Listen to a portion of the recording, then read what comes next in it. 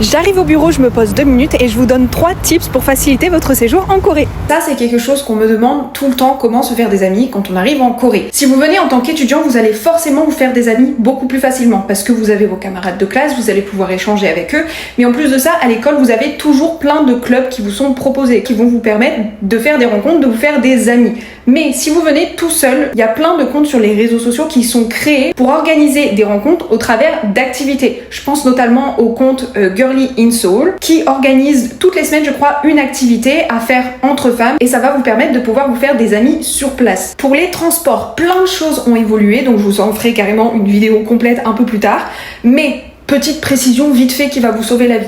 Sachez que si vous oubliez 2 fois de biper votre carte en sortant d'un transport, par exemple en sortant du bus, pour la T-Money, vous avez une somme supplémentaire qui va être prélevée un peu comme une mini-amende. Et pour la Climate Card, votre carte va être bloquée pendant 24 heures. Ça m'est déjà arrivé malheureusement et je peux vous dire que j'avais l'air bien bête quand pour ma correspondance j'ai essayé de rentrer dans le bus, que la machine à carte criait carte bloquée, carte bloquée, carte bloquée et que j'ai dû redescendre devant tout le bus parce que j'avais aucun autre moyen de pouvoir payer mon transport. Parler coréen, vous en aurez absolument besoin pour vous débrouiller sur place. Si vous voulez rester sur place et que vous êtes là pour du long terme, n'écoutez pas les gens qui vous disent que t'inquiète, l'anglais ça suffit, t'as pas besoin de coréen.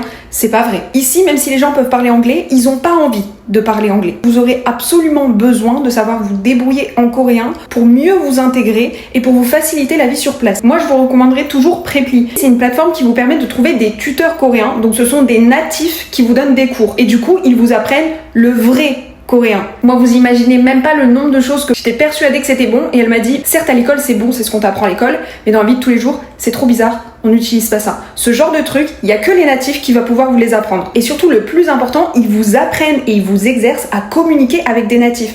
Et l'oral, quand vous allez arriver ici, ça va être le plus important parce que malheureusement, si votre accent ou votre prononciation n'est pas bon, la plupart du temps, personne va faire d'efforts pour essayer de vous comprendre. Et au final, ça va finir comme l'anglais, l'espagnol ou l'allemand qu'on apprend à l'école. On va savoir l'écrire, le lire, l'écouter. Mais alors, pour répondre, allez sortir les mots sans bégayer maintenant. Moi, je prends des cours sur Preply 2 fois par semaine depuis 5 mois avec la même tutrice et je n'ai jamais autant progressé en coréen alors que j'ai étudié le coréen à l'université en Corée. Et en plus, ma tutrice est devenue une bonne copine. Donc j'ai fait une pierre deux coups. Je gère en coréen et j'ai une copine native sur place. Mon intégration se passe à merveille.